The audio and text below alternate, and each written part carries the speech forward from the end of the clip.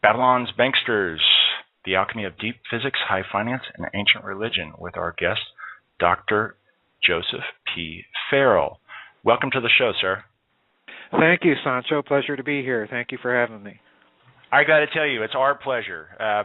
Our chat room, we do an interactive show on the show between the SHTF411.com chat room and, of course, on here. And what they do is they put their questions on the chat, and then I ask away.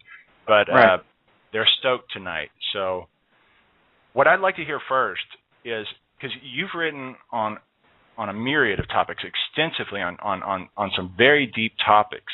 Can you just give us a brief overview? I mean, you went to Oxford. How did you get interested in this type of stuff?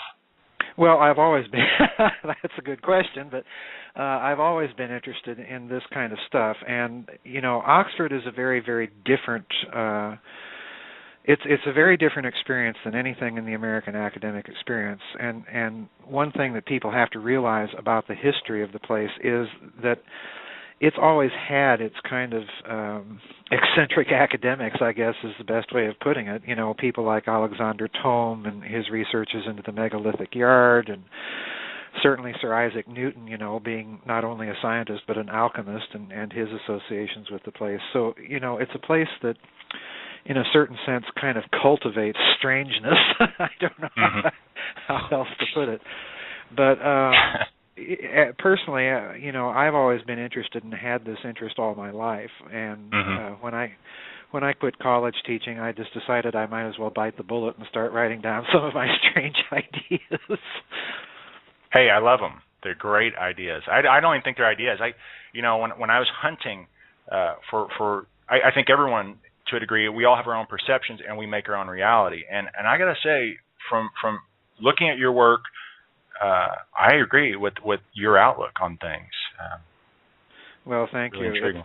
It's been an interesting experience, needless to say, writing about these things. So on to the book. This is actually the Babylon's Banksters, The Alchemy of Deep Physics, High Finance, and Ancient Religion, is actually a follow-up to two predecessors, correct? Right. I have basically two arches in my series of books, and the thing I should point out, I don't know how familiar your listeners are with my works, but all of my works are conceived very intentionally to dovetail into each other. And they're kind of laid out in a prearranged sequence, but there's two basic series to them. There's a series that deals with ancient history and the interface of some very abstruse notions in physics with that history. And then the other series is a series that deals almost exclusively with Nazi Germany and some of the very strange technologies that they were coming up with, because in fact the two stories are intimately related. But in the ancient series, yes, you're quite correct. Babylon's Banksters was intended as a sequel in an arch of books that I'm planning, and I'm writing one currently right now, as a matter of fact, that's in that arch of books, that follow on a book of mine called The Cosmic War.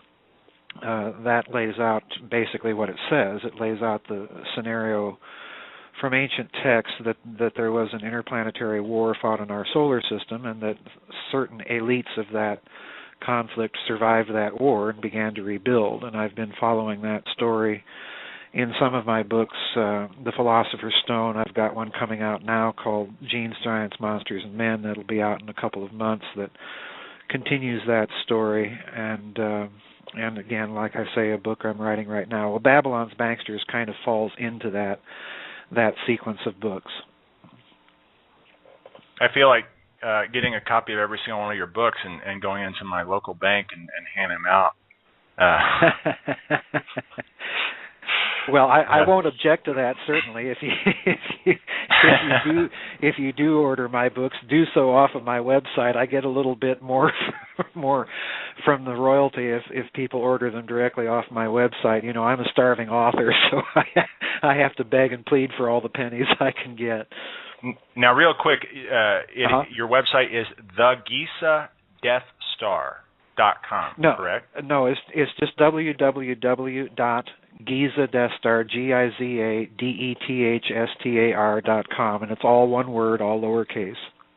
Okay, well, so the people know now. So, can you give us a little? How do these? Because I mean, Babylon. You're tying the modern banking system into Babylon, and by further extension, into this cosmic war. Yes. What are these? I mean, I have to ask right off the top of my head. What are these people? Are they people? Are they what? I mean, are they ETs? Are they extraterrestrials? Or are they the spawn of? That was a creation. Well, a good question, and let's begin at the beginning. If you have read Cosmic War, and more importantly, some of the other books dealing with ancient technology that I've written, you'll discover, of course, that many of the ancient texts hint at or indicate that there may have been some sort of genetic tinkering that went on in very, very ancient times that helped engineer the human species into existence. Now, I do not make that a component of my analysis in Babylon's Banksters at all. In fact, I kind of leave that question open for the later book in the series, and I'll probably write more about that subject anyway. But what I'm dealing with in Babylon's Banksters is really two philosophies of the creation of money, and the first philosophy being that earliest philosophy that you see in the ancient records is that states or nations had the idea that money creation was the prerogative of the state itself. In other words, money was issued debt-free as a receipt on the surpluses of the state warehouse. And putting that into modern terms, money then would be a receipt on the goods and services against a gross domestic product, all right? Mm-hmm. So in other words, this philosophy that our founding fathers had, the philosophy that Abraham Lincoln pursued in the Civil War, the philosophy that President Kennedy was moving back to toward the end of his first administration, this philosophy of the creation of money is actually very, very old. It's millennia old. And what you see happen in ancient history is the emergence of what I would like to call, banksters, essentially what we have today. You have an international class of people that attach themselves to the temples in ancient societies. And the reason for that is that temples were more or less the mechanism by which the state issued its money.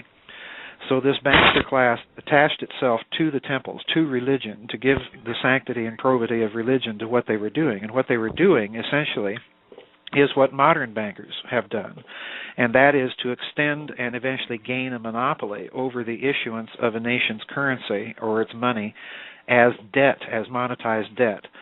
So in other words, you still have in ancient times, beginning in ancient times, you have a conflict between sovereign nations trying to retain control over their own money issuance and a private international banking class, for want of a better expression, that is attempting to usurp that monopoly, to privatize it in their own hands, and issue what I call the facsimile of money, which is monetized debt.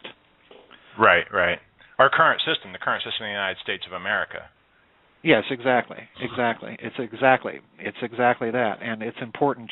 What I'm trying to get at and wake people up to in Babylon's Banksters is that this is a very, very old game. And the tactics of the banksters, when you study what they did in ancient times, in all these millennia, they really have not changed at all.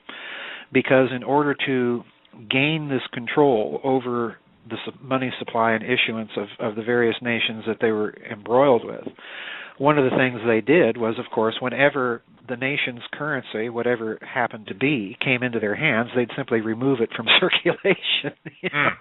So the game goes on. The tactics haven't changed at all. They're very old.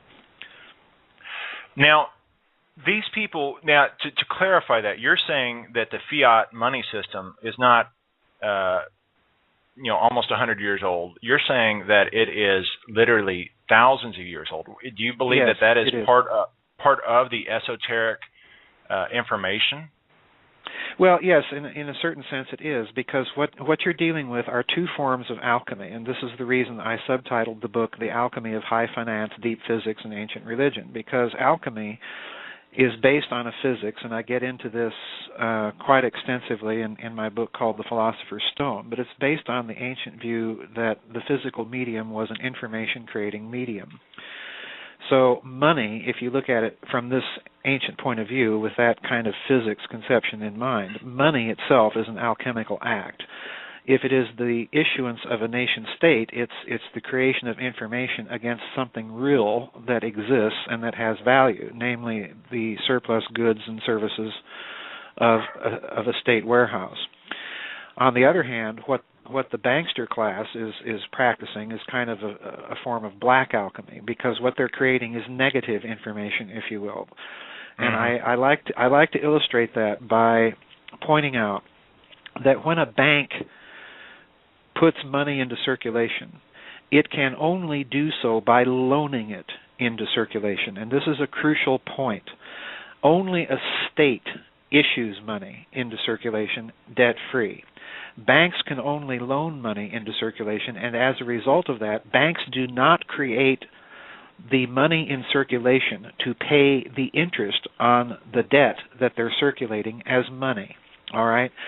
So in other words, anytime you have that kind of system of monetized debt as the basis of currency, you are never ever going to get out of a situation of national debt, for the very simple reason that the interest on the principal is never in circulation. It's never part of the creation of the money supply. So you're dealing always with a kind of a huge Ponzi scheme, where somebody is always going to be on the short end of the stick.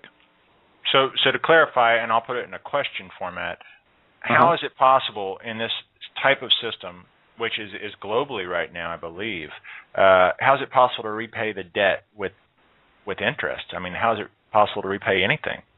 It ultimately isn't. All you do is you keep getting further and further into debt. Now, the system isn't completely global, because it's important to note that China issues its own currency debt-free. The renminbi, the yuan, is issued debt-free. It's people's currency. So in other words, the Chinese system of money itself is basically that system of money that our founding fathers intended. It was the system of money that, incidentally, Adolf Hitler put into place in Nazi Germany when he took power.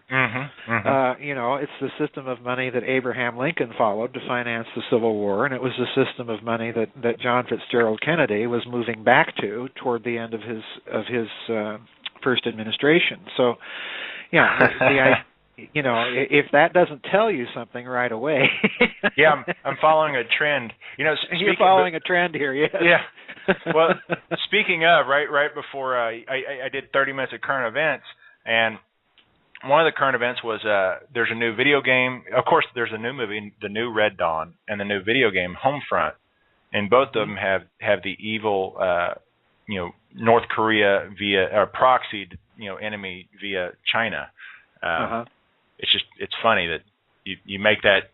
Yeah, it seems like the trend is following suit. So please continue. I don't necessarily think China is an economic enemy, because for one thing, they depend quite a bit on American trade, so it's not in their interest to invade or crash the economy or anything like that. But I do think, and I've said this on many other shows, I've said it on numerous occasions, pardon me, I do think that what you are looking at right now, pardon me, is you're looking at the Anglo-American banking and corporate elite on a huge global defensive. And the reason for that is that their shell game and their basis of power are trying to push around everybody else in the world is quickly coming to an end. You're seeing massive political realignments in Asia between China and India and Japan and Russia. The last Japanese elections, when they kicked out the ruling party in that country that's basically been running things ever since the war, they kicked that party out of power. And then you see the Japanese Emperor Akihito making a state visit to Beijing. That's kind of a little signal right there, folks. Absolutely. that this corporate elite that's been running things in London and New York and in Great Britain and the United States, it's definitely on the economic defensive, I believe. Now, you're touching on some points that I was wanting to get into. You actually got me excited there, because I want to see how this thing unfolds in the modern day.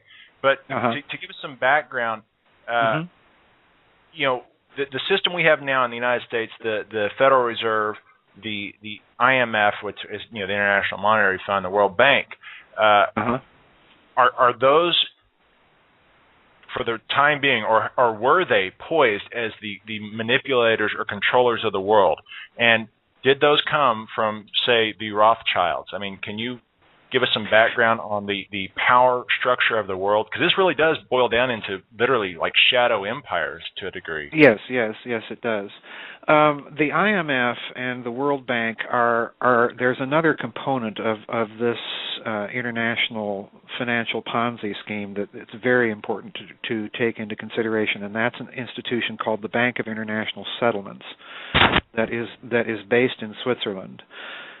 This bank was the brainchild of the interwar bankers in London and New York, but there's another banker involved in this, and that was Hjalmar Horace Greeley-Schacht, who eventually becomes Hitler's banker. All right.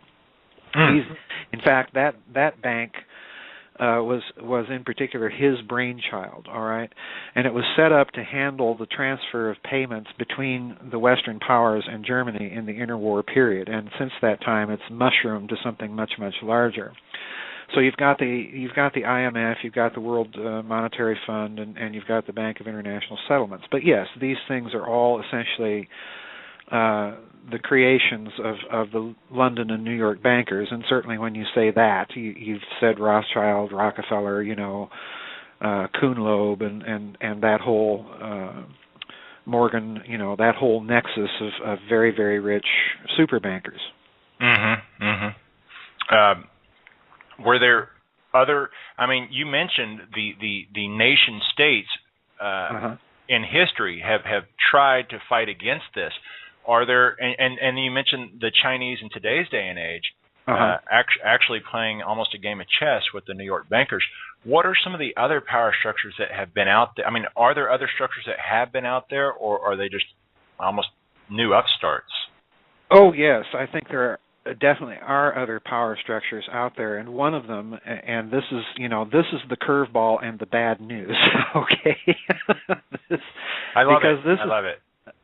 This is a part of the story that comes from the Nazi series of books I've written.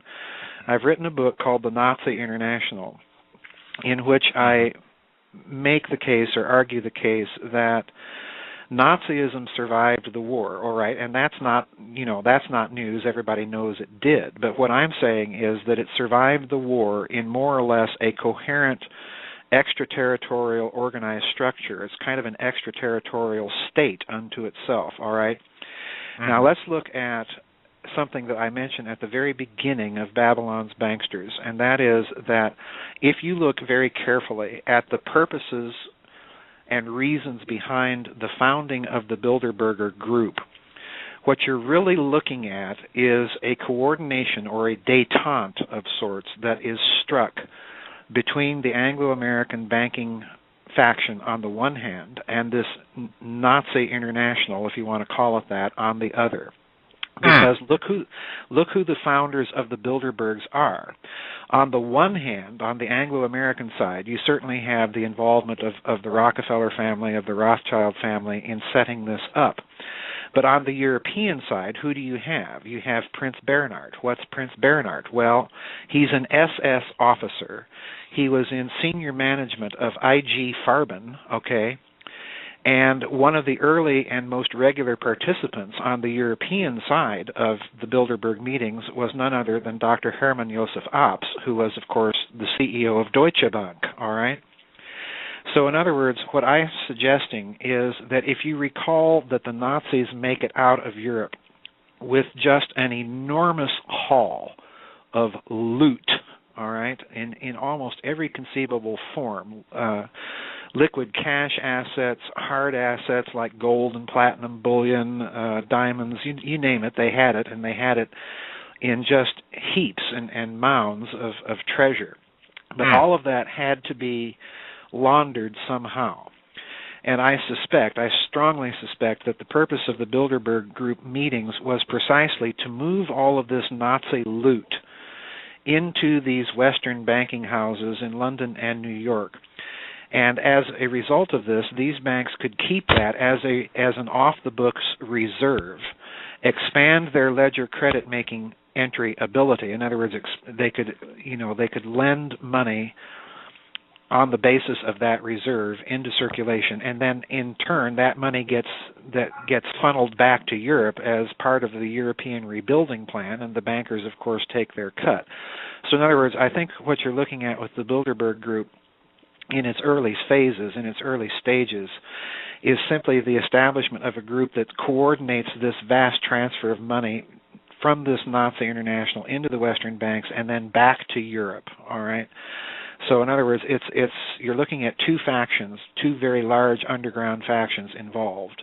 Now, here's the bad news, and I've said this many times in other interviews. The head of all of this, of course, is a lovely, wonderful man by the name of Martin Bormann, all right? Mm-hmm. And I do argue the case in the Nazi International that Bormann makes it out of Germany alive and well, all right? Now, it's important for people to understand that Martin Bormann is truly a financial genius. I mean, we're dealing here, and I like to say this, and I've said it many times, when we're thinking of Martin Bormann, people have to think of Dick Cheney, but without the warmth and charm. Okay. Okay. So, when these Anglo-American bankers get all of this money from this Nazi international, they have to understand that they are dealing with an organization and with a man that is going to put a very high price tag. And when those markers come due someday, as they inevitably will, these people that they're dealing with have the means, if they aren't willing to pay up, to take them out. So this is the bad part of the story. I think, in all honesty, this is kind of a gut intuition, but I think in all honesty that part of this current financial meltdown that we're seeing right now is the reemergence of factional infighting, at least between these two groups. Now, that's incredible. That spurs so many questions, and the top off the top of my head is Dick Cheney and are the Bushes, are they part of this Nazi International, or would they be grouped with the American Anglo bankers?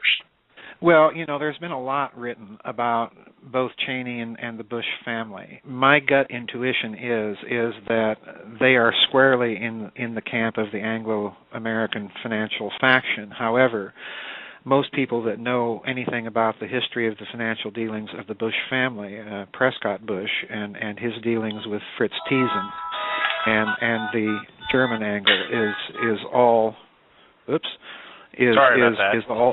That's all right. It's all tied in there. So yeah, they're standing somewhere in between the two as kind of liaisons, I would think, between the two groups.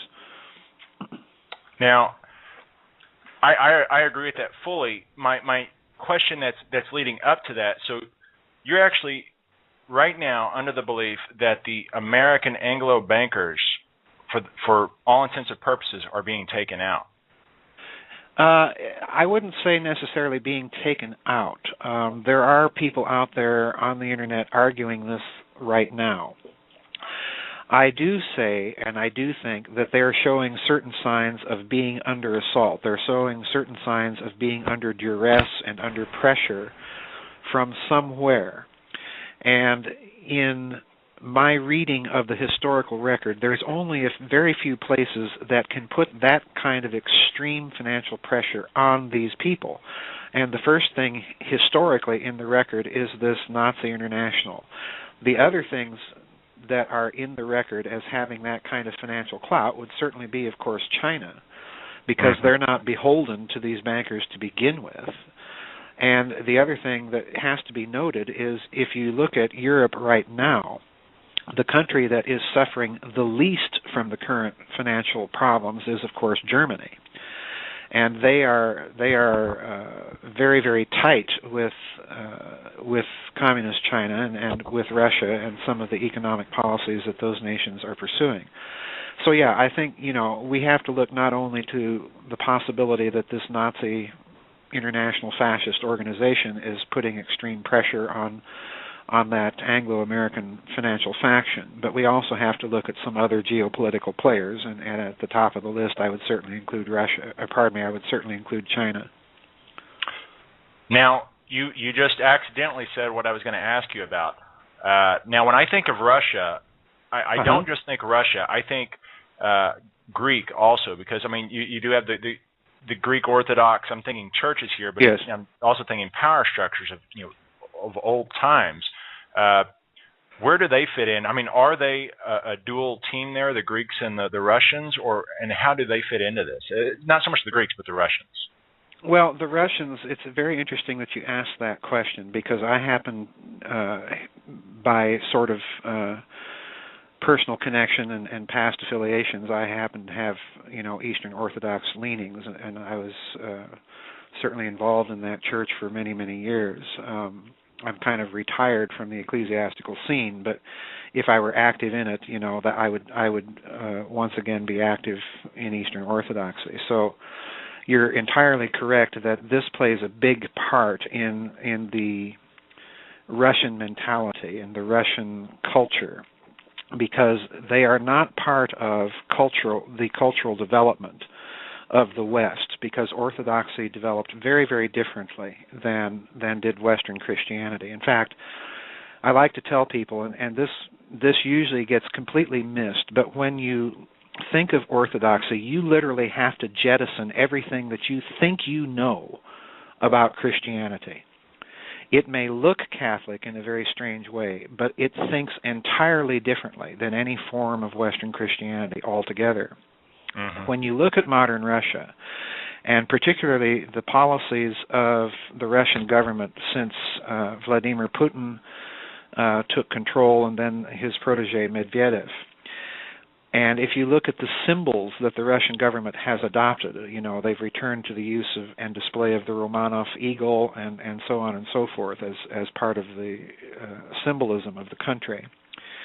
If you look at Putin's policies, he's often decried in the West as being kind of another Stalin, all right? Mm-hmm. But this is entirely untrue. What Putin really is a classic Russian nationalist. And I'd agree. The Russians know very good and well the financial group that put the communists into power in the first place. So Putin, if you look at his moves on the international stage, he's not only a Russian nationalist, but he's making subtle moves to remove as much of that Anglo-American corporate influence over Russian affairs as he can possibly do. And I think this is the reason you see Russia not only in an attempt to realign itself with continental Europe, and in particular with Germany, but I think this is also the reason that you see Russia's realignments and recent financial policies with China, dropping the dollar as the basis of their international trade between the two countries. I think this is the reason you see Russia pushing very strongly for mutual developments in space with China and India and so on and so forth. And I also think clearly that this is the reason that you see Russia putting military bases in Venezuela. The Russians are clearly signaling that they are just not going to sit by and play the game as it's being dictated by London and New York. We're almost at the top of the hour. Now, for the listeners out there, we're going to take a break at the top of the hour and at the half hour. So do you want to go ahead and take a break now, Dr. Farrell? Sure. Yeah, that's fine. I'll need to take a break, and I'll be right back. Okay. We'll see you in a couple minutes, and thanks for being on. All right. All right, folks. He'll be right back. We are going to continue on with current events. So right into the mix earlier I was talking about the inflation of both the United States and New Zealand. It's happening all around the world, and I gave my 2 cents on it. I say it's happening all over the world. I think that actually China and Russia are not suffering that much, but that's just my opinion. I believe that this is a New World Order push by those, as Dr. Farrell phrased it, the Anglo-American banksters, to keep their serfs, that would be you and I, we the people, their serfs, in line.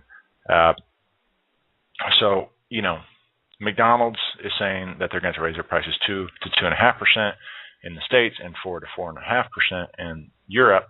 However, as Loping Lobo pointed out, it's 30%. Alex VH also pointed that same thing out in his thread of New Zealand's inflation, 5.3% to 5.9%. He's saying that it apparently is a lot more than that. So it's up to y'all what y'all believe. On that note, I wanted to cover one story that is kind of interesting. It's dealing with food. I know a lot of y'all are getting used to the idea of medical marijuana. Well, a man came out with, this man did not, I don't have his name, but it's in the thread, medical marijuana users getting pot soft drink. This is posted by Stephen Mills, 35. The product is called Canna-Cola. It's a soft drink that contains THC, which is the psychoactive ingredient in marijuana. It's being aimed and marketed toward the medical marijuana dispensaries. I don't think I'd touch this cola just because I think if I was going to do something like that, I would just go ahead and actually smoke the regular herb. I could see you actually overdosing on THC using a product like that.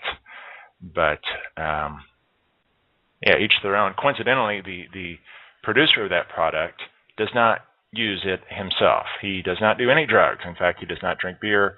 He's never smoked pot. He's actually a graphic design artist. So I don't know if he's the person funding the project or if he's the person doing the design work. I don't know how much of a shoestring budget it is. It's a little out of my league. I know I won't do it, but hey, each their own. So if you decide that you want to, instead of smoke marijuana medically, if you decide you want to have a can of Canna-Cola, then more power to you. So we'll be right back with our guest. In fact, I believe he is about ready to come back on the air. So I'm here. Go ahead. I'm here. Hello, Doctor. Hello. So what do you think of the Canna-Cola? I assume you heard that then. I heard portions of it, and you know, my political philosophy is essentially libertarian. I don't see that it makes much sense for any government to prohibit the use of something that grows as a plant. You know? Absolutely. Yeah. So we were discussing the Russians and Orthodoxy, the Orthodox Church. Do you really started hitting on that Orthodox Church, and I made the connection between the Greeks and the Russians. Is that a connection? Are they one group of power players? Well, Orthodoxy it's important for people with a Western Christian background to understand that Orthodoxy is about the only analog that it has in the Western Christian experience would be the Anglican Communion. In other words, you know, Episcopalians. Because within Orthodoxy, each national church has its own independent hierarchy. What unites Orthodoxy is a commonality of doctrine and belief, but there is no pope figure in Orthodoxy. So in other words, you know, the Patriarch of Moscow does not speak for the Greek Church, nor does the Greek Church speak for the Patriarchate of Moscow. They are independent, completely independent hierarchies, but they're all in communion with each other, just like, you know, the worldwide Anglican Communion is all in communion with the Archbishop of Canterbury.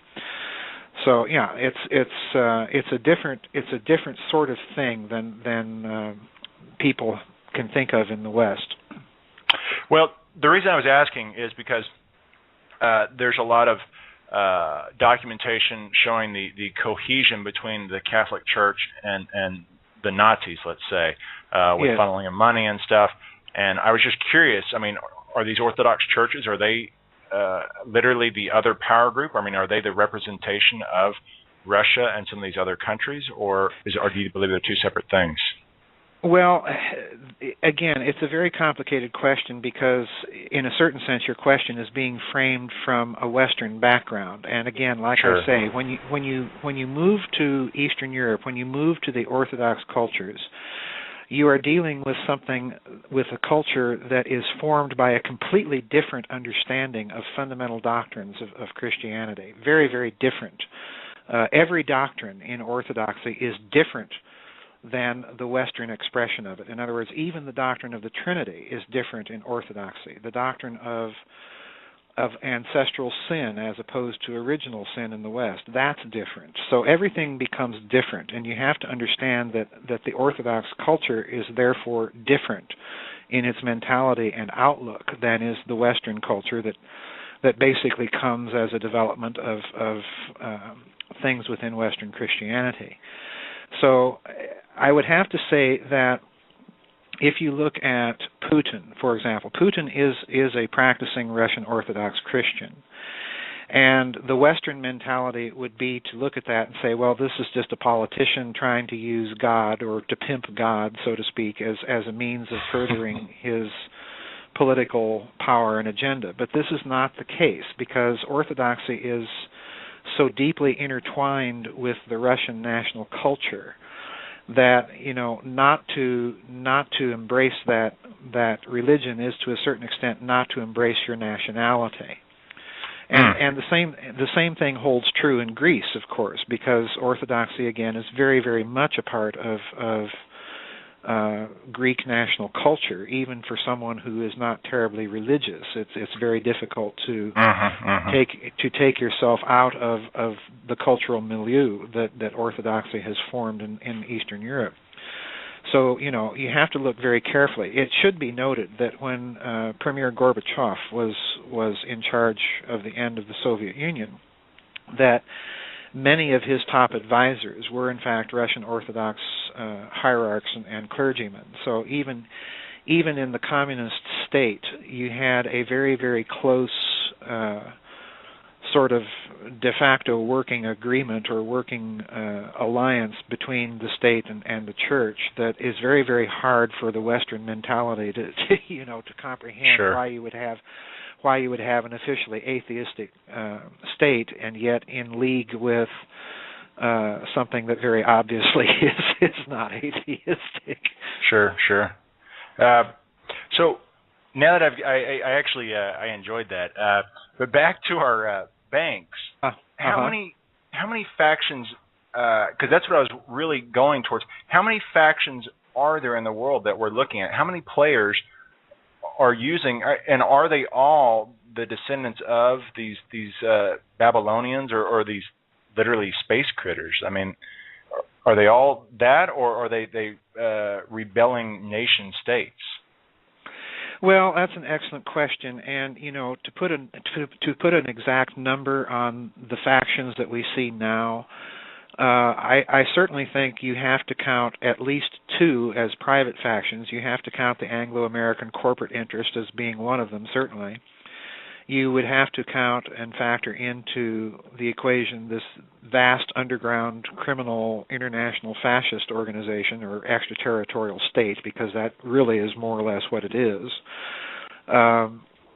Those would be at least two. But you add to this something that I think most people, at least in the West, are inclined to forget, and that is that you still have the classical geopolitical interests of the major powers in play. In other words, you certainly have to factor into this mix the geopolitical outlook and interests of China, of Japan, of Russia, of India.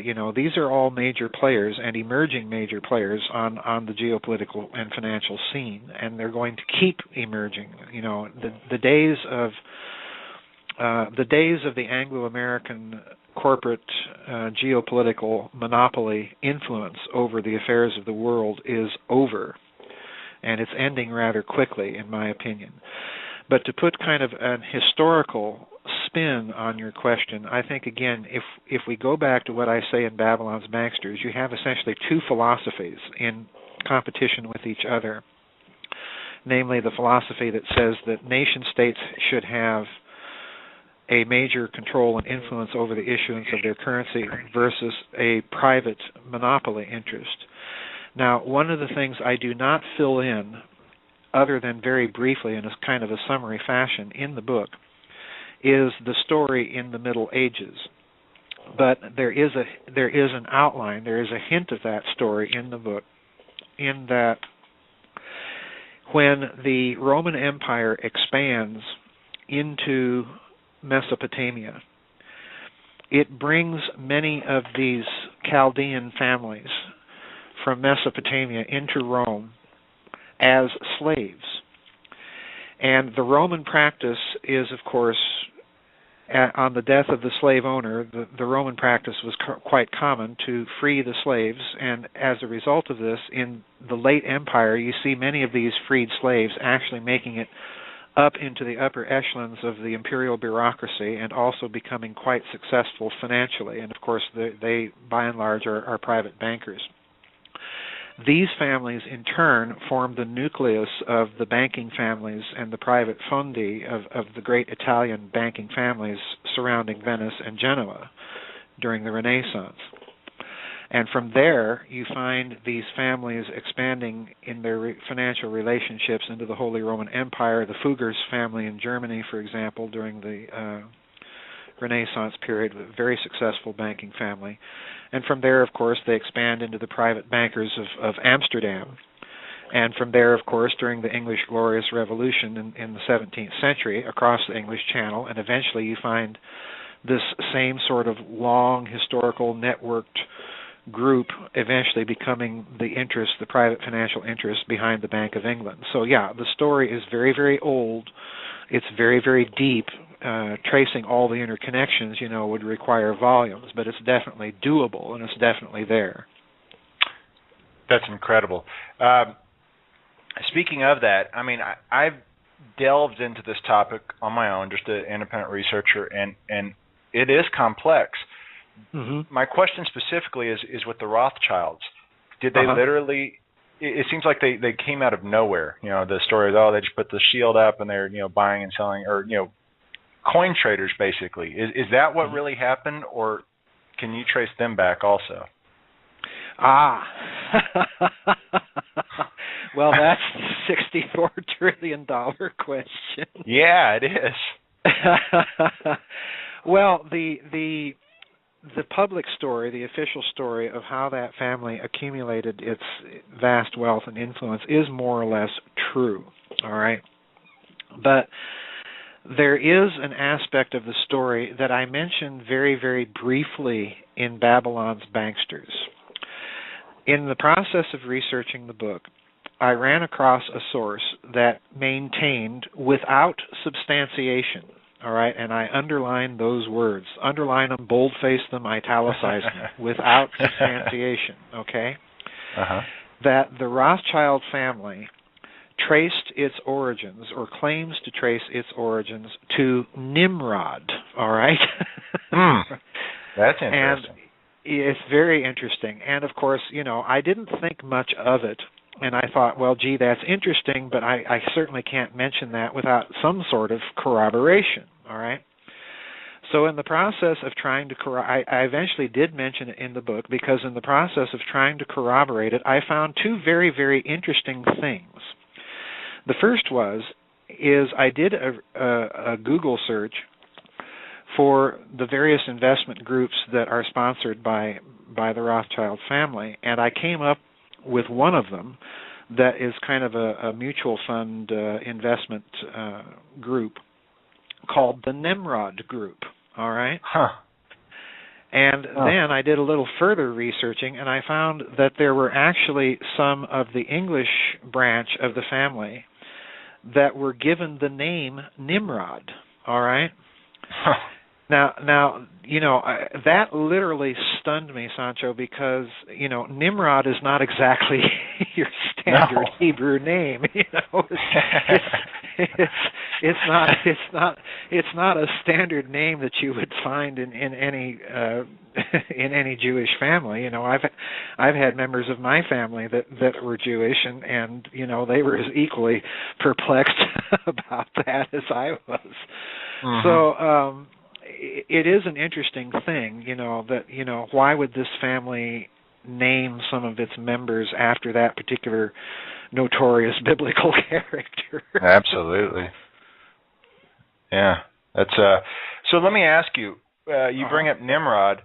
What are because you've investigated the astrological or the esoteric, the occult nature of this. Can you give us some insight?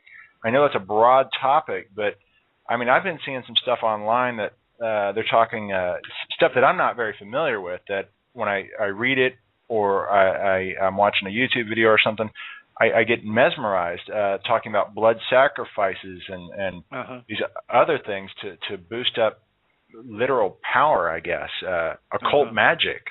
How does all this play into this? I mean, it's nuts. It's nuts for me to even have to think of that when I'm, Bank of America or Chase Manhattan. That even though they're robbing us blind, you still think it's an established, legitimate business.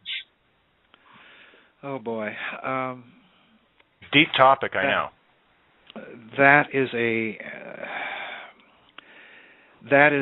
such a deep question, and I have in fact spoken directly to that question in some of my other interviews on other shows. But it is so deep, in fact, that I have never really publicly come out and said everything that there is to say on the topic, because it is so very, very dangerous. But I hear you. But in brief, this has to deal directly with how the ancients conceived of the physical medium itself.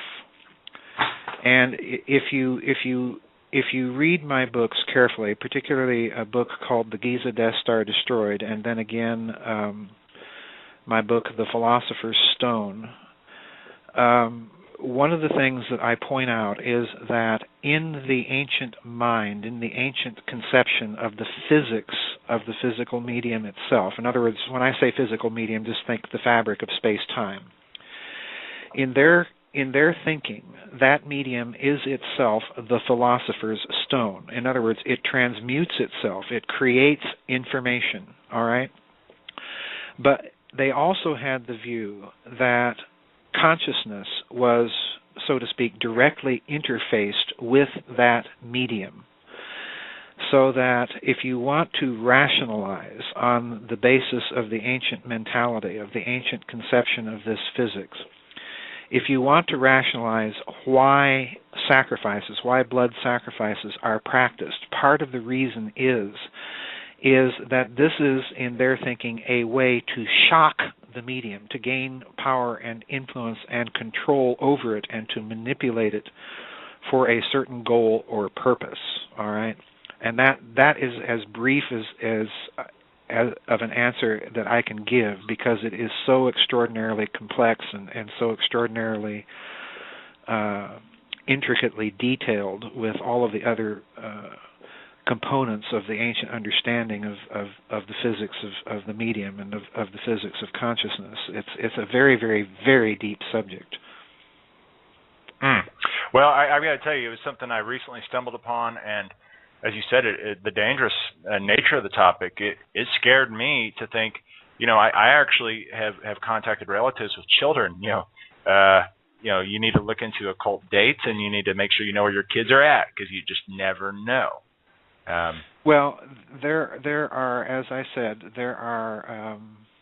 I'm hoping to address that topic more directly in the book that I'm writing now, but there are certainly hints of the type of mentality and of the physics behind it in the books that I've already written. I doubt, to be very honest with you, Sancho, that I will ever fully, publicly write about all the implications and details of this, because it is so very, very dangerous, and there are very, very few groups that really know the full details of it, but it is very, very dangerous. And again, I can say with some degree of certitude, say maybe 60 to 80% certainty, that activity constitutes one of the many activities of one of the elites that survived that cosmic war and has been active in the history of the world since that time. Because if you look at the spread of the practice, you find it certainly in the Middle East with some of those religions, you find it being practiced very, very early. In Hindu cultures, you find it in, of course, Mesoamerica with the Mayans and the Aztecs. It's a practice that spreads, and it's a practice also that if you read carefully the justifications for it given in various religious and mythological texts are almost identical in each and every instance. It's mind-blowing. It really is. I understand. I mean, I look at your work, and it blows doors. It literally blows doors open, and I can understand reservation and not wanting to put yourself too far out there because it's scary. It's very scary. I want to ask you some other questions. These are actually a list of questions from the SHTF411.com mini chat. I'm going to try and put them in some order. Some of them are going to be a little out of order, so please forgive me. That's all right. The first question is, what was President Andrew Jackson's relationship with the Banksters? He had a famous quote when he died, so please. Well, President Jackson, this is a little-known aspect of American history for most people, but President Jackson, of course, came into office with the avowed intention, in fact, that he ran on the platform of doing away with the charter of the Bank of the United States. And the Bank of the United States was the kind of Federal Reserve at that time. All right, it was a private bank that had a monopoly over the issuance of the nation's currency. And Andrew Jackson, of course, spent his presidency, his administrations, battling the chairman of that bank, a fellow by the name of Nicholas Biddle, all right? And, of course, Biddle thought that he would win that contest, but he didn't. Jackson won it. And, of course, Jackson, for his efforts, they attempted to assassinate the man. Surprise, surprise, where have we heard that before? But Jackson survived the attempt. And, you've got to dig around for Jackson's veto message to Congress as to why he was vetoing the bill to charter the bank, to recharter the bank. But basically, Jackson said, and I believe I'm quoting him nearly exactly, he said, "You are a den of vipers." Wow. and I will root you out. So, wow. He did not have a very high, I don't have much love lost for President Jackson and the things that he did to the Cherokee and other Native American Indians by any stretch of the imagination. But on the other hand, I have to applaud the man for what he saw was the danger in, a private monopoly central bank controlling the currency supply of the United States. So yeah, Jackson's a key part of this story. Okay, the next three questions are actually, you'll love this. You're going to be answering questions from a Tamale. We know him as Tamale. So the first question is, Dr. Farrell, given what you've said about the way that economic and political power structures seem to be breaking down, do you think that this would result in a releasing or rediscovery of advanced physics and ensuing technologies? Oh, wonderful question. Yes. I think if you read certain tea leaves that are going on, certain symbolic messages that are being sent by various people inside the institutional power structures of the West right now, there is clearly, in my opinion, a kind of a battle between the old guard and the young Turks. The young Turks in my opinion, seem to realize that the policies of that elite that have been in play more or less for the last 120, 130 years are the policies that have led to this mess, and they are simply going to have to allow some of this new physics, some of the technologies that are associated with it, out into the open. That said, I want to say something that I have said on other shows. I write a lot in my books about a kind of physics that truly, truly is breathtaking. And in particular, I write about it a lot in connection with my books that explore the Nazi angle, the Nazi technology associated with the Bell Project. And I've said all along that if you have a technology that gives you access to this type of physics, you can call it zero-point energy physics, you can call it scalar physics, you can call it torsion physics, I don't care what you want to call it, it's essentially the same stuff. This stuff can and indeed does lead you to a technology that would allow you a nearly inexhaustible energy supply. All right? But the flip side of that coin is that anytime you say that you have a technology that allows you to engineer the fabric of space-time locally, if you weaponize that technology, you have a potential weapon capability that would make a hydrogen bomb look like a firecracker. All right? Wow. And this means then for the elite that has been watching and guarding and keeping this sort of stuff off the books and out of the public eye, you have to understand that one of the reasons they're doing so is precisely to avoid a proliferation nightmare, because this is a very, very different kind of technology. You don't have the ability, in other words, to monitor the proliferation of it in a weaponized form as you do with nuclear weapons. So in other words, they are, in a certain sense, acting altruistically, and it's something that everybody needs to bear in mind. These elites, in suppressing this stuff, do have an altruistic motive, because quite literally, if you get your hands on this stuff and you're successful in developing it, as I believe the Nazis were, if you get your hands on this stuff, then yeah, you've got a potential doomsday weapon that's going to make anything in our contemporary thermonuclear arsenals look like nothing but a kitchen match.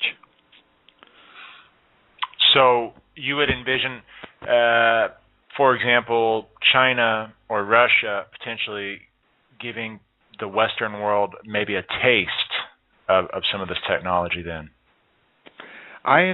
No. I believe that what has happened is in the last 20 years, and I realize I'm throwing a lot of stuff out here, I believe that you can make a case or argue kind of a prima facie case that within the last 20 years you have seen the emergence of weaponized versions of this technology in use, all right? Because this technology will allow you to do things like engineer earthquakes. It will allow you to do things like manipulate weather. It will allow you to do all sorts of stuff. So I believe that, you know, we need to remember after the Haiti earthquake, the Venezuelan president Hugo Chavez accused the United States of using some of this earthquake technology and creating that earthquake. Well, I don't think that he's correct in where he's pointing the finger in terms of who is using it, but I do think he's correct in pointing the finger in terms of the what is being used, all right? Because we have to look at that particular earthquake and then the subsequent earthquake that occurred around Parral in Chile, which incidentally was kind of the nucleus or headquarters for one of these very large post-war neo-Nazi compounds, all right? So that ought to tell you something. You've got, I think, with those two particular earthquakes, you have the definite signatures or indicators, I should say, of a possible technology in use in both of them, and, you know, shots being exchanged. I find it suspicious to this day that when Germany was reunified prior to that event, you had a series of very devastating earthquakes inside of the Soviet Union. So again, we may have been looking at kind of a covert war being fought under our noses in the use and display of some of these technologies.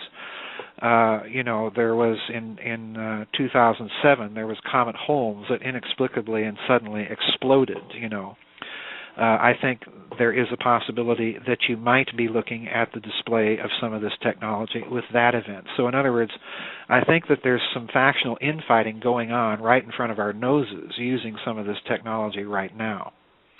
Now, are we talking HARP technology or beyond HARP? HARP, sort of. This technology, this type of physics, is all based on the interferometry, on the interference of two or more electromagnetic beams over a particular target region to create a kind of a template of waves, a wave pattern over a particular region for whatever effect you want to produce. In other words, you configure the template in a certain way, it'll produce a certain kind of effect, all right? That research was certainly being undertaken in the Soviet Union after World War II. I suspect very strongly that it is also the conceptual basis for some of the thinking, not all of it, but for some of the thinking behind the various HARP-like arrays that you find around the world. But yeah, I think you're looking at displays and uses and tests and messages being sent back and forth by the use of this technology. Incredible. We'll leave it there for a couple-minute break for you, and we'll see you back in a couple minutes. Sounds good? All righty. All right, thank you. All right, folks, I am blown away by this interview. I wish we had another 5 hours, actually. There's an incredible amount of information. It does all go hand in hand. I'm just blown away. He's bringing up these scalar weaponry, hidden technology weapons, and interestingly enough, that's something that was actually the current events that I was going to cover next. Stomp K posted, ducks suddenly die by the thousands in Canada. I want to get Dr. Farrell's opinion on all these animal bios. Is it just cold weather? If we're talking scalar weaponry and scalar wars, has anyone noticed that since we've been having disagreements with China, that the East Coast, that Washington, D.C., that New York City, for the last 2 years have been just slammed beyond record, or not beyond record, but record amounts of snowfall and storms, and call it El Nino if you choose to, but I think it's pretty rare. One of our members, Papa Bear, lives in Florida, the northern end of Florida, and he's getting continually slammed by these storms, and I just find it interesting. I have to wonder, the good conspiratologist, I guess, within me says, I have to wonder if it's not weather warfare. This last summer we had, what was it? Russia was burning and China was in drought, or were they in mud rainfall? Being flooded. I don't remember. It's so back and forth. I think we're having weather wars, and we just touched upon that, which it does blend in to Babylon's Banksters, because we're literally seeing the end game play out here. We're seeing these almost an increased pace we're seeing a definite hurried pace in this, and when we come back, which is about now, I want to ask Dr. Farrell's a question regarding the end game of these people. Dr. Farrell, are you there? I am here, yep. Let me add one thing to your comment about weather war. I heard some of it. I don't think, don't, on the other hand, take my remarks as me stating that I believe all of these very strange weather patterns are the result of the uses of this technology, because I think that some of it is due to the fact that we're watching the magnetic pole the magnetic field weaken and the pole moving and so on and so forth. There are certainly possible natural explanations, but that said, the use of these technologies, I don't think the people using them are fully aware, certainly, of the results that their use is going to have on a large scale in the ecosphere. So we might be looking at natural things, but natural things that are the consequence of unnatural or technological things. So it's a very, very complex phenomenon. We might be looking at a bit of both, in other words. Now, are you a proponent of the rapid pole shift model, or do you think that this is we're just in an everyday portion of the cycle right now? Well, the subject of pole shift is not something that I have studied, and it also depends on what you mean. If you mean a shift of the actual pole of rotation of the Earth, in other words, the geographic pole, no, I'm not a proponent of that. If you mean a shift of the magnetic pole, that's something very different, because clearly there is geological evidence that this is something that has happened in the past, all right? And that's a very different thing than the other kind of pole shift that some people talk about and actually get confused over. But again, even in the case of the magnetic flipping of the poles, it is not a phenomenon I have studied at any great degree or in any great depth, so I really couldn't comment other than to say that I'm aware of it and that there is scientific evidence that it has happened in the past. But again, if we're playing around with these types of technologies, we could be either accelerating or damping an otherwise natural process. And again, the data, is almost negligible because that kind of research is going to be classified. So it's very difficult to correlate the uses of these technologies with what we see happening on supposedly a natural plane. Well, I guess the reason I'm asking is, and I would like your opinion on this, obviously, but we hear all this 2012 talk. It's all over the place. And I take it with a grain of salt. I look at. I take it with a whole bag of salt. Okay, all right, that's a good way. Well, but what we're seeing though is, for example, there's a Christian cult in the United States that dictates May 21st of this year the rapture is going to happen. And my conspiratorial brain goes, they're going to are they going to start rounding people up on that date? Hauling them off to FEMA camps. It seems like we're reaching a crescendo, a pinnacle of this. It seems like these banking cartels are reaching their end game. We've got, for example, it seems like it doesn't seem, it is almost blatant that there's a planned financial collapse with the derivatives and the municipal bonds. But it seems like they're being delayed for something. It seems like there's a delay in this collapse. But it seems like we're definitely in a hastened pace towards almost an end-game, checkmate scenario. What are your thoughts on that? I know I went across many areas there, but. Well, I am in all honesty not an apocalypticist. Number one, the rapture doctrine is a doctrine unique only to a segment of Western Christianity. A certain streak of fundamentalism and evangelicalism, and particularly in this country. But the doctrine itself, that doctrine is similar, in my opinion. It's very similar to all the people within the ET UFO community that are expecting disclosure to happen any moment. It's a religious expectation, and I've been watching this for any number of years with my academic background in theology. Every year or so we get another prediction for the date of the rapture, and sure. I just don't pay any attention to them because, quite frankly, the people making these predictions are doing so on the basis of reading the tea leaves in a book and trying to correlate them to contemporary political events. I simply don't go there. As for the general culture of apocalyptic expectation and financial collapse and so on and so forth, I tend to agree with you in that I think if that was the plan, and I have my doubts that it was the plan, but if it was the plan, I think it has been delayed. And again, I go back to what I said earlier. I think that somebody, or perhaps some bodies, has a gun held to the Anglo-American corporate elite's head. They're not having everything go their way. And as a result of that, I think we have to look at the other part of the problem.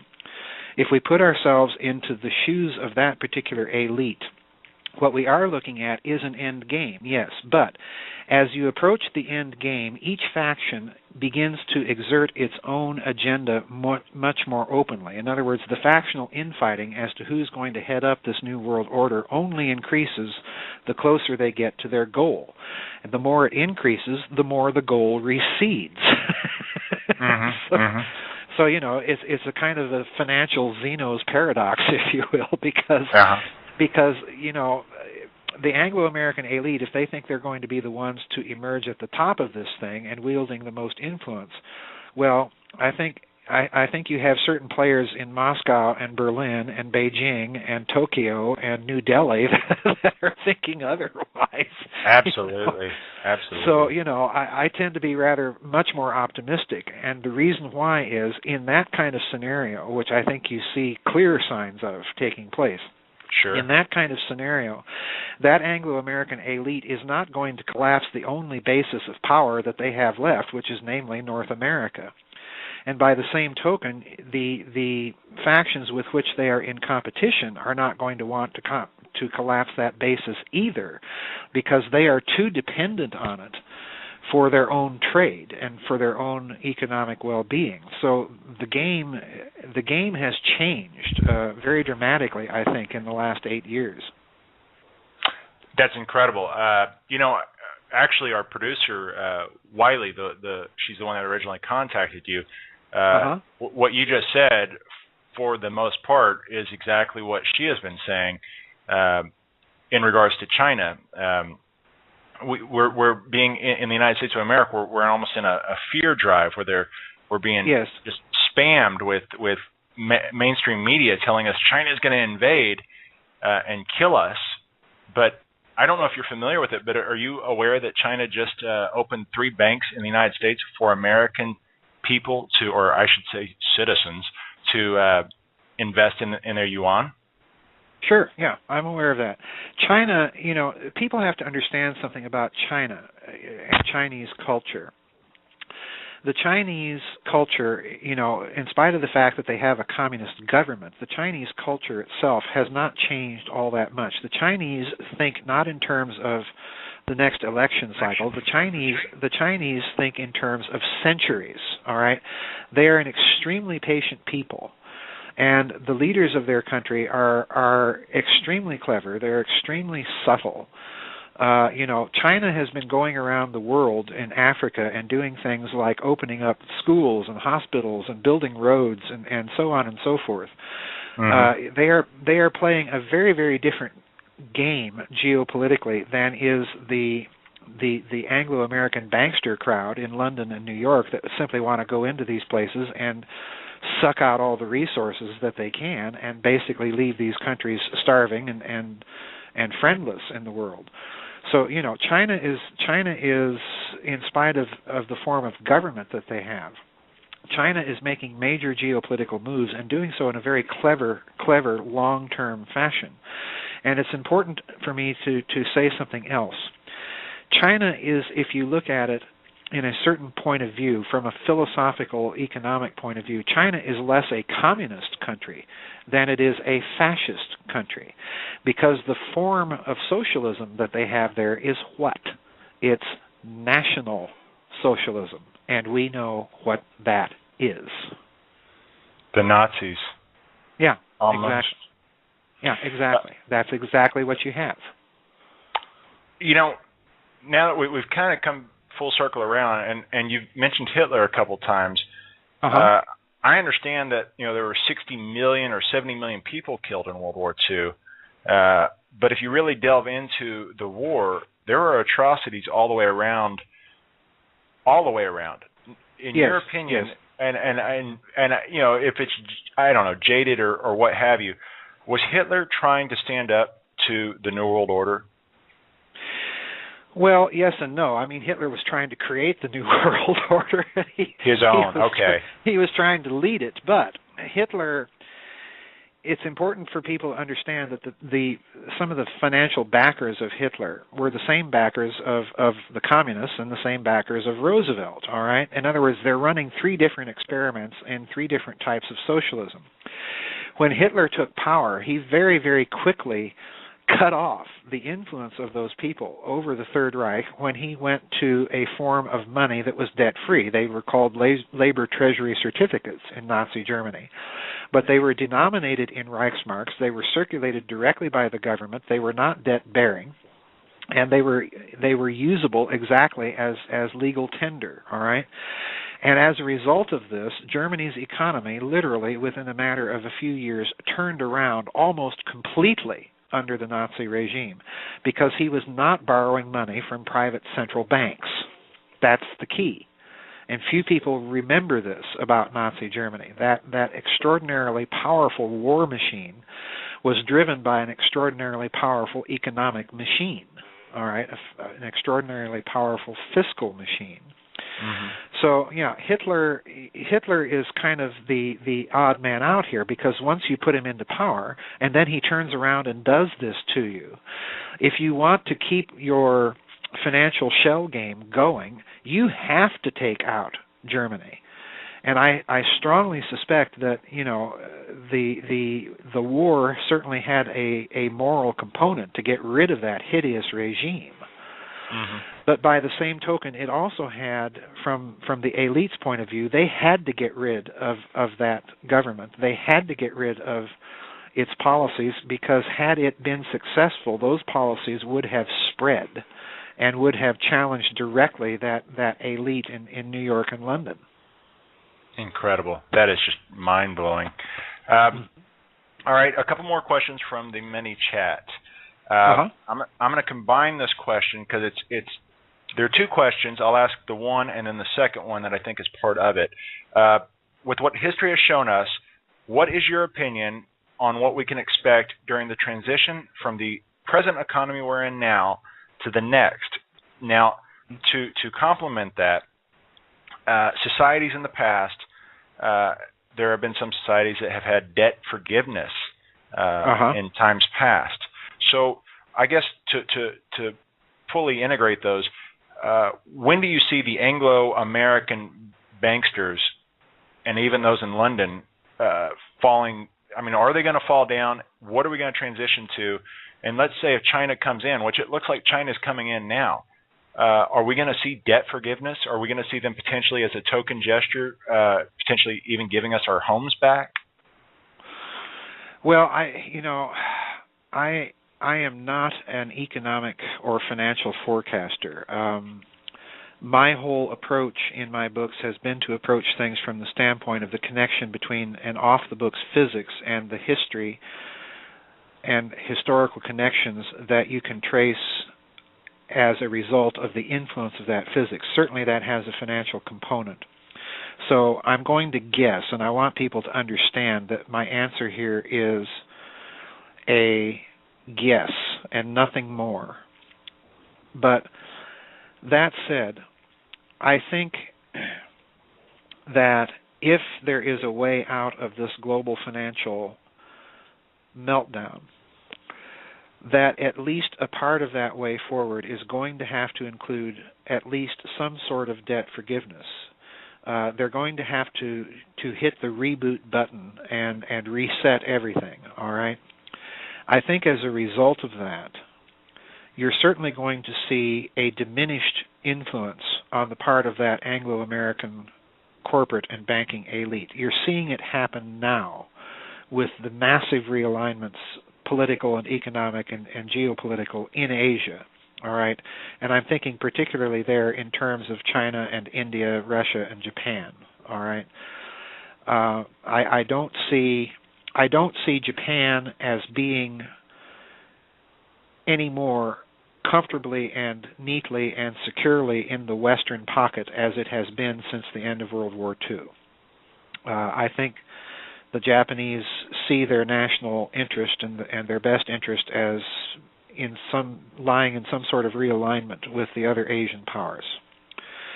As a result of that, I think you're going to see a dramatically curtailed Anglo-American influence. I mean, my word, just look at the way that President Obama was literally read the Riot Act at the last economic summit by the Chinese premier the Chinese premier and the German chancellor, Sure. So Yeah. he was catching at both barrels from two sides of the world, So yeah, I think you're going to look at you're looking at the end of this period of the robber baron financial policies that you've seen coming out of New York and London for the last century and a half. I think that's what you're looking at the end of. And if you look at it in a certain way, from an even longer term historical perspective, you're looking at the final unwinding, as it were, of the British Empire, and there's going to be a massive shift of geopolitical and financial influence in the world eastward to Asia, and then, of course, that would mean China. Now, what are the Chinese going to do in terms of their influence inside this country?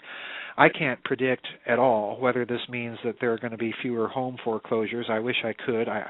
My heart goes out to those people that are facing those types of things. I barely survived myself. Mm-hmm. So my heart does go out to these people. I think in the long term, again, I'm the eternal optimist. I'm not an apocalypticist. I think in the long term, everybody's going to be better off, but there's going to certainly be some bumps along the road because that ilk in London and New York has been running things and influencing things for so long, and they're so used to having things their way. But by the same token, these people are so ingrown now that they can't think outside of the own conceptual box that they've put themselves into.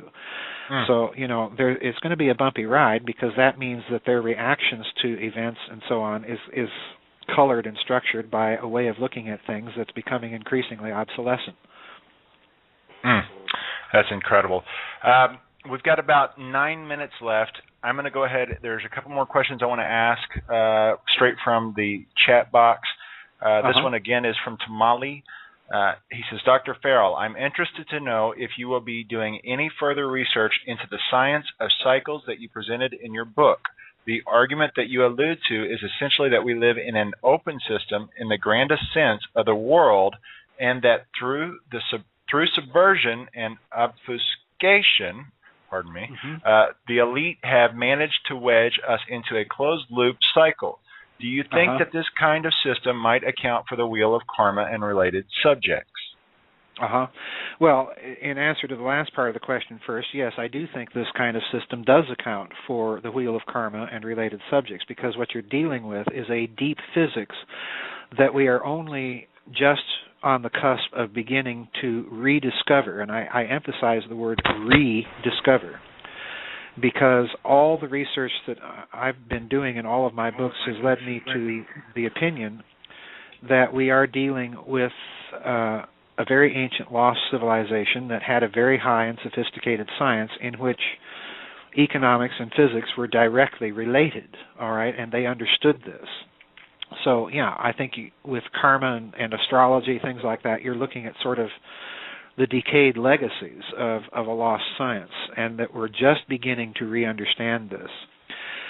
As for a new cycle of openness, that's difficult to predict. However, I think basically that every elite that is contending for power and influence right now realizes, or has elements within it that realize, that there has to be some degree of openness in the system. Otherwise, it's simply going to collapse, and we're not going to move any further forward.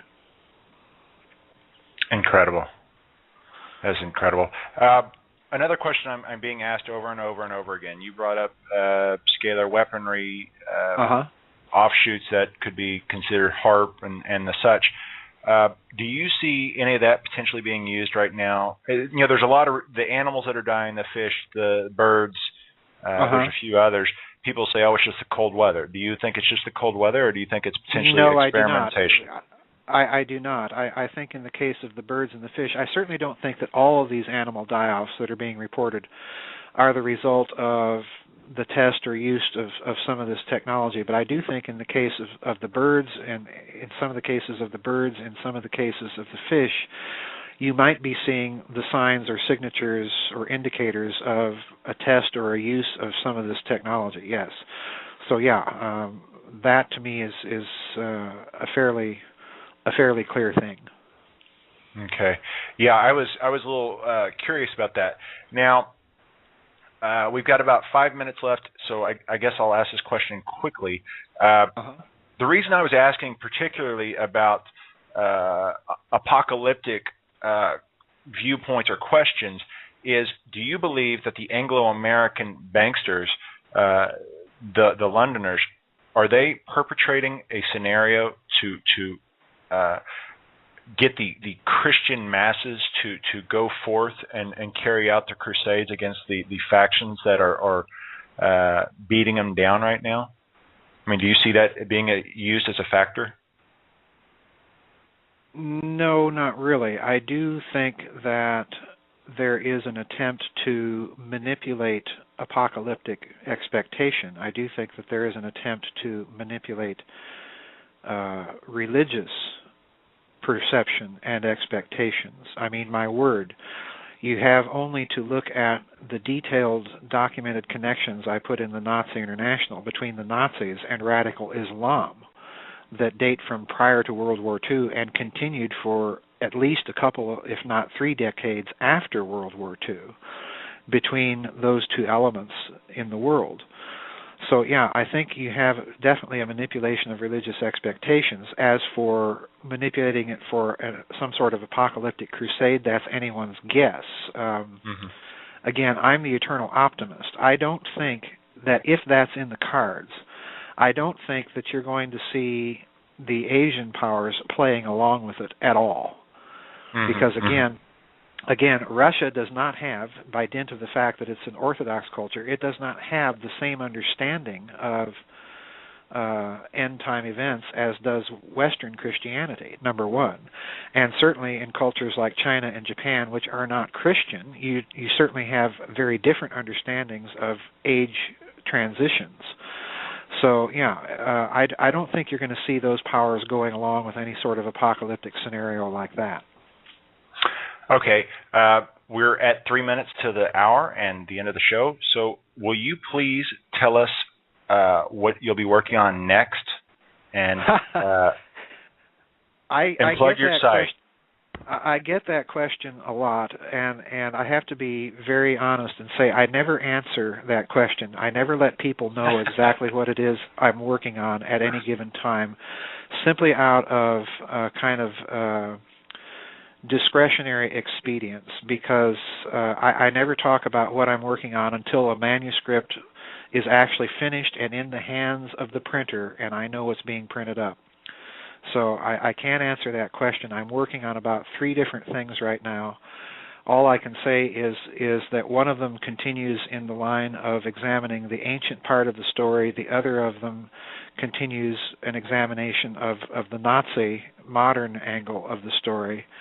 And I have a third little special project I'm working on. But my website that you asked me about is and people can get all of my books. There's a bookstore on my website, and that's www.gizadeathstar, GIZADEATHSTAR.com, and that's all lowercase, and there's no spaces.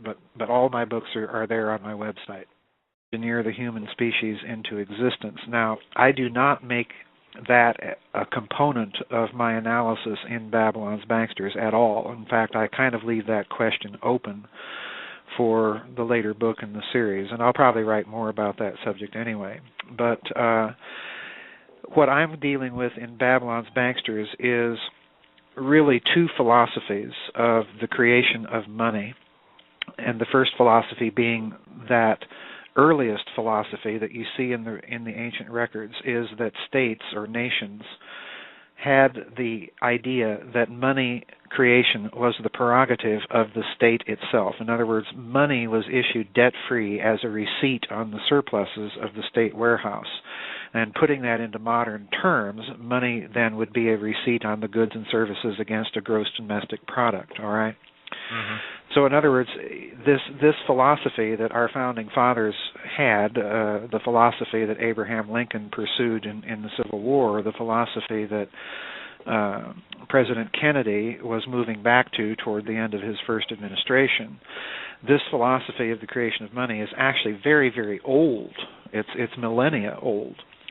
And what you see happen in ancient history is the emergence of what I would like to call, banksters, essentially what we have today. You have an international class of people that attach themselves to the temples in ancient societies. And the reason for that is that temples were more or less the mechanism by which the state issued its money. So this bankster class attached itself to the temples, to religion, to give the sanctity and probity of religion to what they were doing. And what they were doing, essentially, is what modern bankers have done, and that is to extend and eventually gain a monopoly over the issuance of a nation's currency or its money as debt, as monetized debt. So in other words, you still have in ancient times, beginning in ancient times, you have a conflict between sovereign nations trying to retain control over their own money issuance and a private international banking class, for want of a better expression, that is attempting to usurp that monopoly, to privatize it in their own hands, and issue what I call the facsimile of money, which is monetized debt. Right. Our current system, the current system in the United States of America. Yes, exactly. It's exactly that, and it's important. What I'm trying to get at and wake people up to in Babylon's Banksters is that this is a very, very old game. And the tactics of the banksters, when you study what they did in ancient times, in all these millennia, they really have not changed at all. Because in order to gain this control over the money supply and issuance of the various nations that they were embroiled with, one of the things they did was, of course, whenever the nation's currency, whatever happened to be, came into their hands, they'd simply remove it from circulation. So the game goes on. The tactics haven't changed at all. They're very old. Now, these people. Now, to clarify that, you're saying that the fiat money system is not, almost 100 years old. You're saying that it is literally thousands of years old. Do you believe that is part of the esoteric information? Well, yes, in a certain sense it is, because what you're dealing with are two forms of alchemy, and this is the reason I subtitled the book The Alchemy of High Finance, Deep Physics, and Ancient Religion, because alchemy is based on a physics, and I get into this quite extensively in my book called The Philosopher's Stone, but it's based on the ancient view that the physical medium was an information-creating medium. So money, if you look at it from this ancient point of view with that kind of physics conception in mind, money itself is an alchemical act. If it is the issuance of a nation state, it's the creation of information against something real that exists and that has value, namely the surplus goods and services of a state warehouse. On the other hand, what the bankster class is practicing is kind of a form of black alchemy, because what they're creating is negative information, if you will. And I like to illustrate that by pointing out that when a bank puts money into circulation, it can only do so by loaning it into circulation. And this is a crucial point. Only a state issues money into circulation debt-free. Banks can only loan money into circulation, and as a result of that, banks do not create the money in circulation to pay the interest on the debt that they're circulating as money. All right? So in other words, anytime you have that kind of system of monetized debt as the basis of currency, you are never, ever going to get out of a situation of national debt, for the very simple reason that the interest on the principal is never in circulation. It's never part of the creation of the money supply. So you're dealing always with a kind of a huge Ponzi scheme,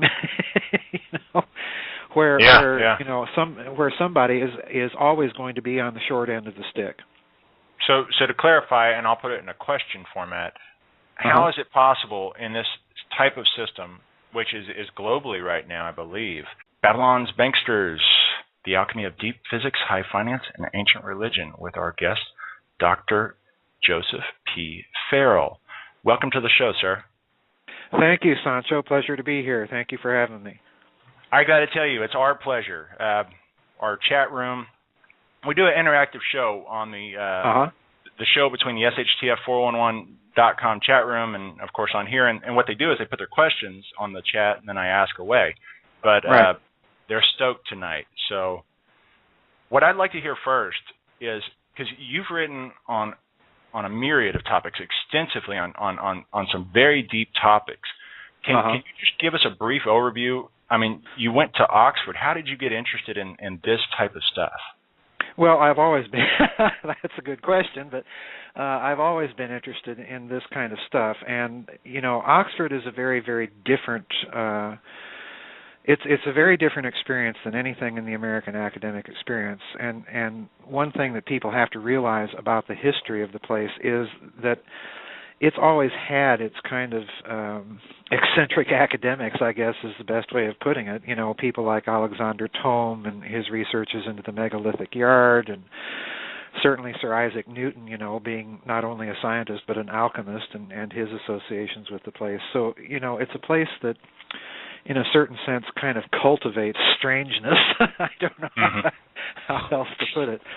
But personally, you know, I've always been interested and had this interest all my life. And when I quit college teaching, I just decided I might as well bite the bullet and start writing down some of my strange ideas. Hey, I love them. They're great ideas. I don't even think they're ideas. When I was hunting I think everyone, to a degree, we all have our own perceptions and we make our own reality. And I got to say, from looking at your work, I agree with your outlook on things. Well, thank really you. Intriguing. It's been an interesting experience, needless to say, writing about these things. So on to the book. This is actually the Babylon's Banksters, The Alchemy of Deep Physics, High Finance, and Ancient Religion, is actually a follow-up to two predecessors, correct? Right. I have basically two arches in my series of books, and the thing I should point out, I don't know how familiar your listeners are with my works, but all of my works are conceived very intentionally to dovetail into each other. And they're kind of laid out in a prearranged sequence, but there's two basic series to them. There's a series that deals with ancient history and the interface of some very abstruse notions in physics with that history. And then the other series is a series that deals almost exclusively with Nazi Germany and some of the very strange technologies that they were coming up with, because in fact the two stories are intimately related. But in the ancient series, yes, you're quite correct. Babylon's Banksters was intended as a sequel in an arch of books that I'm planning, and I'm writing one currently right now, as a matter of fact, that's in that arch of books, that follow on a book of mine called The Cosmic War. That lays out basically what it says. It lays out the scenario from ancient texts that there was an interplanetary war fought in our solar system, and that certain elites of that conflict survived that war and began to rebuild. And I've been following that story in some of my books. The Philosopher's Stone, I've got one coming out now called Genes, Giants, Monsters, and Men that'll be out in a couple of months that continues that story. And again, like I say, a book I'm writing right now. Well, Babylon's Banksters kind of falls into that sequence of books. I feel like getting a copy of every single one of your books and going into my local bank and handing them out. Well, I won't object to that, certainly. If you do order my books, do so off of my website. I get a little bit more from the royalty if people order them directly off my website. You know, I'm a starving author, so I have to beg and plead for all the pennies I can get. Now, real quick, your website is thegizadeathstar.com, correct? No, it's just www.gizadeathstar, GIZADETHSTAR.com, and it's all one word, all lowercase. Okay, well, so the people know now. So Can you give us a little? How do these? Because I mean, Babylon. You're tying the modern banking system into Babylon, and by further extension, into this cosmic war. Yes. What are these? I mean, I have to ask right off the top of my head. What are these people? Are they people? Are they what? I mean, are they ETs? Are they extraterrestrials? Or are they the spawn of? And that was a creation. Well, a good question, and let's begin at the beginning. If you have read Cosmic War, and more importantly, some of the other books dealing with ancient technology that I've written, you'll discover, of course, that many of the ancient texts hint at or indicate that there may have been some sort of genetic tinkering that went on in very, very ancient times that helped engineer. How is it possible to repay the debt with interest? I mean, how is it possible to repay anything? It ultimately isn't. All you do is you keep getting further and further into debt. Now, the system isn't completely global because it's important to note that China issues its own currency debt-free. The renminbi, the yuan, is issued debt-free. It's people's currency. So, in other words, the Chinese system of money itself is basically that system of money that our founding fathers intended. It was the system of money that, incidentally, Adolf Hitler put into place in Nazi Germany when he took power. It's the system of money that Abraham Lincoln followed to finance the Civil War, and it was the system of money that John Fitzgerald Kennedy was moving back to toward the end of his first administration. So, if that doesn't tell you something right away. Yeah, I'm following a trend. You're following a trend here, yes. Yeah. Well, speaking of, right before I did 30 minutes of current events, and one of the current events was there's a new video game. Of course, there's a new movie, the new Red Dawn, and the new video game Homefront, and both of them have the evil, North Korea via proxied, enemy via China. It's funny that you make that. Yeah, it seems like the trend is following suit. So please continue. I don't necessarily think China is an economic enemy because, for one thing, they depend quite a bit on American trade, so it's not in their interest to invade or crash the economy or anything like that. But I do think, and I've said this on many other shows, I've said it on numerous occasions, pardon me, I do think that what you are looking at right now, pardon me, is you're looking at the Anglo-American banking and corporate elite on a huge global defensive. And the reason for that is that their shell game and their basis of power are trying to push around everybody else in the world is quickly coming to an end. You're seeing massive political realignments in Asia between China and India and Japan and Russia. The last Japanese elections, when they kicked out the ruling party in that country that's basically been running things ever since the war, they kicked that party out of power. And then you see the Japanese Emperor Akihito making a state visit to Beijing. That's kind of a little signal right there, folks. That absolutely that this corporate elite that's been running things in London and New York and in Great Britain and the United States